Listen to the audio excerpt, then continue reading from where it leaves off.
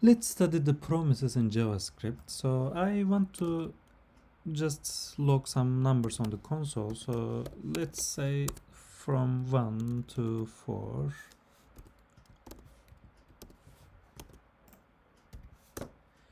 Yeah, I see all numbers from 1 to 4, right? So let's try to add some interesting things here. For example, I have a promise somewhere else. Let me copy that. It is just a wait function. So basically any function which takes some time. I need something which will take some time. So let's add this between these two.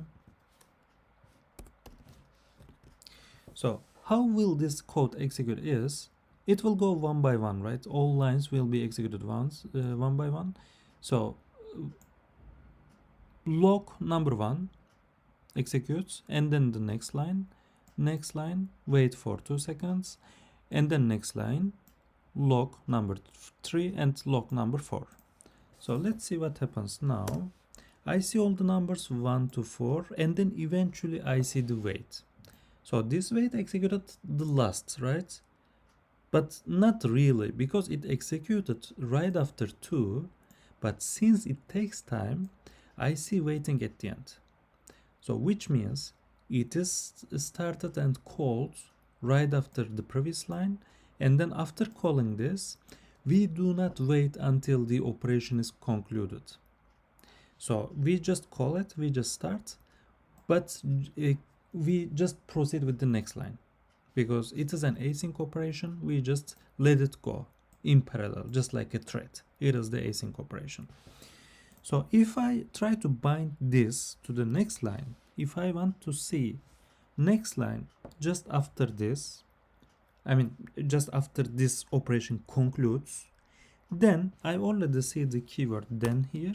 So I have to use that. So inside I need a callback, which is the operation that I need, the function which will execute. So I don't need any parameter. I'm passing empty. And then the output operation is logging number 3 on the console.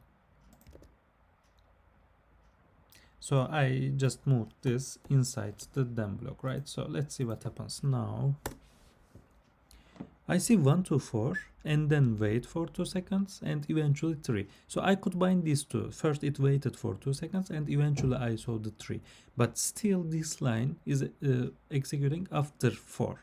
Executing means it is called before logging 4, but I see the output after because it takes some time. It takes 2 seconds.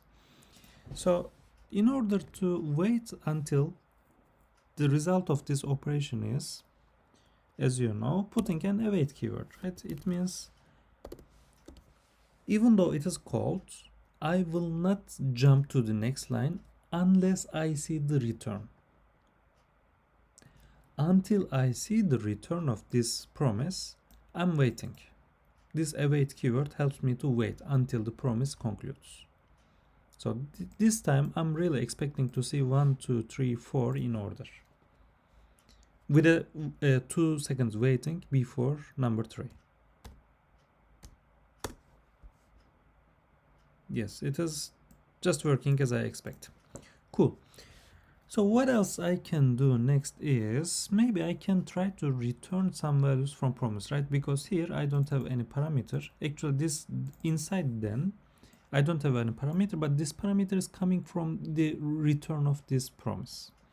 So here I can see the resolve, like inside the set timeout. Actually this will help us to better understand how the promise works. So here, actually the set timeout takes 2 parameters. The second is the milliseconds, which is the duration or the timeout value. The first is the handler. So since here I don't have any return, I just pass the resolve itself. But what I could do is I could pass a callback here. For example,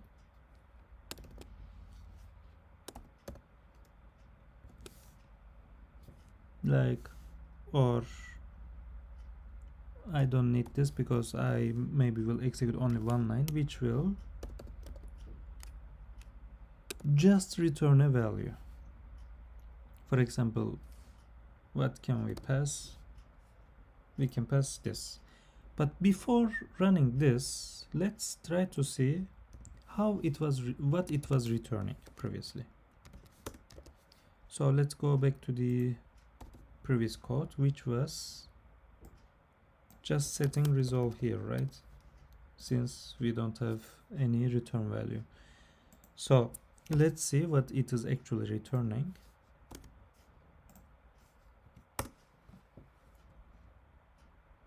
It's undefined, right? Because I'm not returning anything. It's not a defined return. So here, now I'm enabling what I had just implemented. So now I am returning, whenever the promise resolves, it is returning this value. So this is the way to return a value. So now I expect to see number 5 after 2 seconds and before number 4. 1, 2, wait, 5 and 4. Yes, this is what I expected. So here in this callback, I can do whatever I want. Like, let's say, let's add some other dummy things here. For example,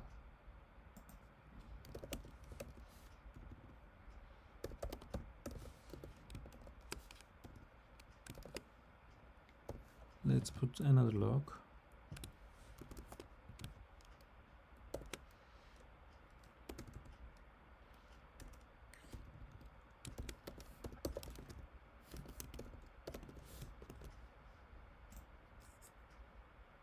Okay, I add another log, promise result, and then returns number 5. 1, 2, waiting, and then I see the extra log, and then 5 and 4. So again, this is how promise works. Inside the set timeout, first I have the callback here,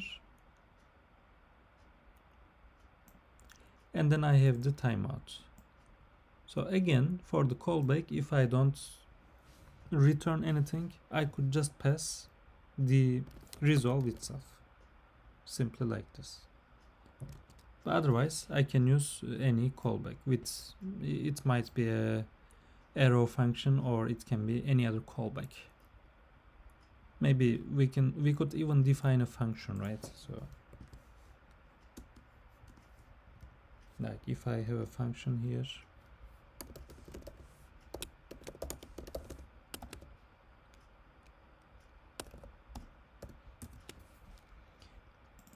I could even pass this function as my callback.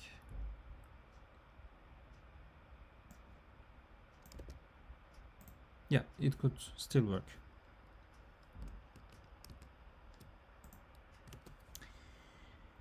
And finally, what else we can do is we can check the chaining as well, because here I have a then operation, right? But I can continue doing another then, which is the chaining. So even this one, let's move inside the then. So again, here this is another callback. So here let's add something else. So I'm logging x, which was the return of this promise, which was basically 5, and then let's return double of this value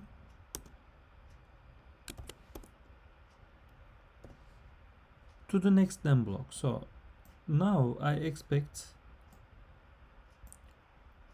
double of this return value, which was initially 5, so I expect 10 here, right? So let's see.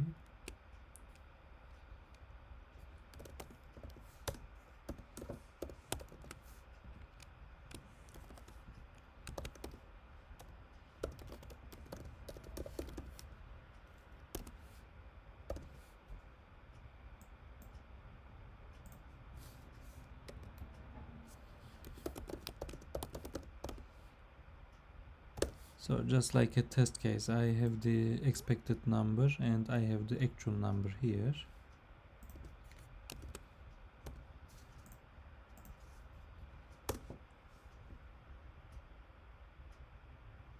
X is not defined. Why? Because I did not define.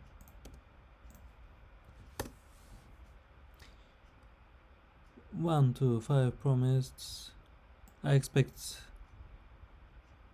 number 10 and what I have is 10. So it worked well. And eventually I have the log number 4 at the end. So this was the very basic summary of then, await, and promises, and the return of promises with a handler callback.